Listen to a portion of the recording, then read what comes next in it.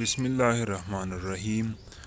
ګرانو لیدونکو، تیر ویډیو په ترتیب سره ویډیو یو څه پوره سمه نه وه بشپړه شوې، نو بعضو ملګرو نشول کولی چې په اسانۍ سره د کاناډا هیواد د ویزې لپاره آنلاین ثبت نام وکړي.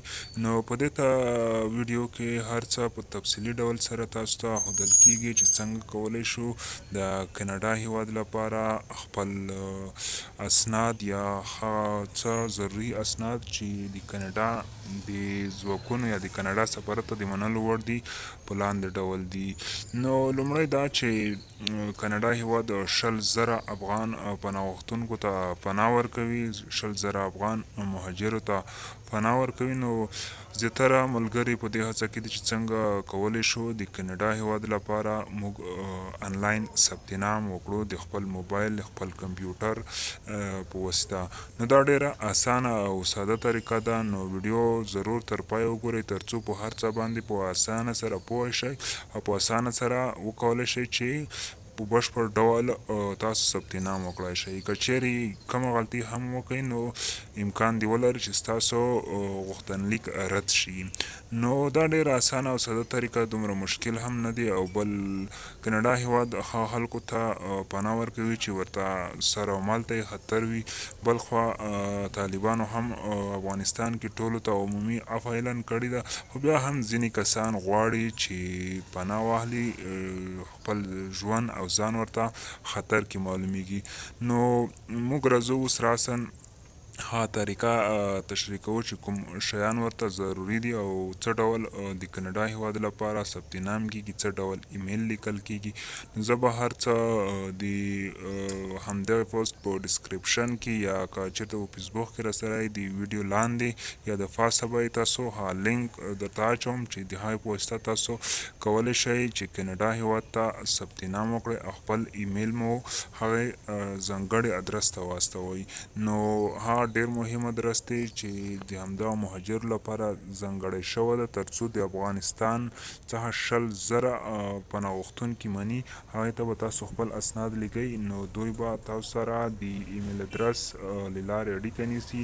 ټلیفون شمارې هم شته، خو ټلیفون شمارې زیاتې بیزې وي، هغه ځواب نه ورکوي. نو په دې اساس تاسو هماغه ایمیل ادرس ته خپل ایمیل پرېښودلی شئ ترڅو په اسانه طریقه سره د کاناډا هیواد لپاره ثبت نام د خپل موبایل په واسطه یا کمپیوټر په واسطه ترسره کوي. نو شرایط یې دومره سخت نه دي.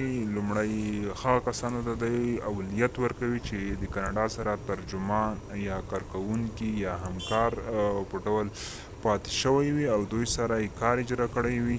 نو په اوس درته ایمیل ته ځم، هلته ایمیل کې طریقه درته هم چې څه ډول موږ باید ایمیل وکړو. ټول لیکلی فارمټ زه په ډسکریپشن کې هم درته اچوم، صرف نوم او بدل کې تاسو وګورئ. دلته ما سره په میمو کې هم شته، تاسو ته یې چوم. دغه شرایط دی، تاسو یې کتلی شئ. کاناډا هیواد سر د خلکو ته دوی ویزې ورکوي.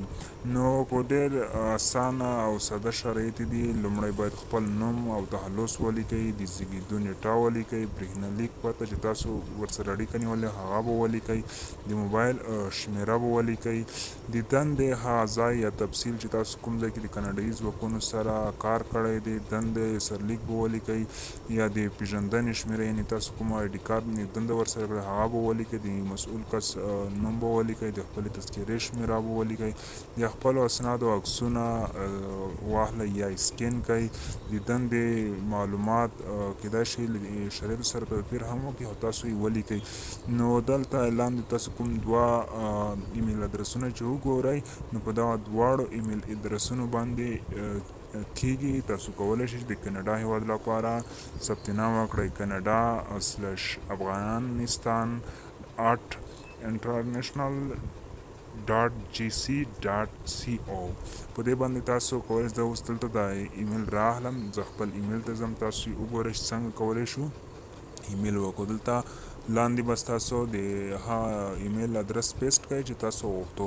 نو ها دوهم لیکنه چې ما تیاره لیکنې تاسو بس صرف پکې خپل نوم د پلار نوم زه درته رااخلم، تاسو یې په اسانه سره وګورئ. دلته ما سره هم میمو کې شته تیار لیکلی پر مټ، زه تاسو ته په ډسکرپشن کې هم اچوم. دا لیکنه به تاسو مکمله راکپي کړئ، تاسو وګورئ زه مکمله کپي کوم.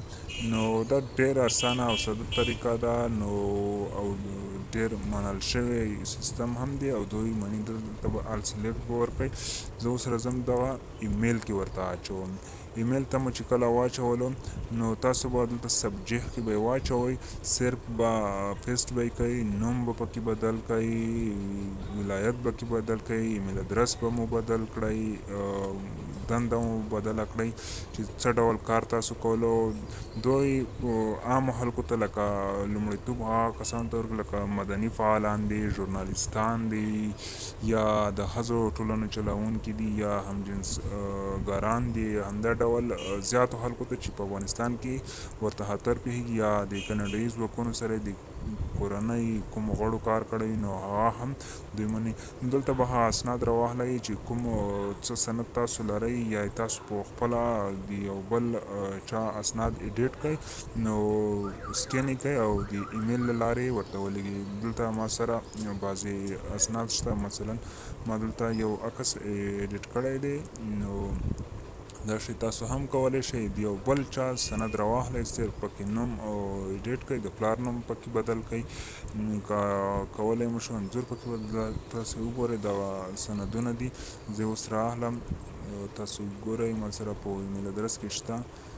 دا د ټولنې یو کار دی د مدني فعالیتونو، دا شی کتونه به پیدا کوي. تاسو وګورئ ما د پاسپورټ شماره لیکلې ده، آی ډي نمبر یعنې د تذکرې نمبر ده، جام مې مدني فعال لیکله ده، موبایل شمېره ده. نو په دې طریقه سره تاسو کولی شئ د کینیډا هېواد ته خپل ایمیل ولیږئ. نو دا 100% د باور وړ دی. نو په دې طریقه سره تاسو کولی شئ چې د کینیډا هېواد ویزا ترلاسه کړئ. د نورو معلوماتو لپاره زما چینل در سره ضرور سبسکرایب کړئ تر څو ټول معلومات درکړم.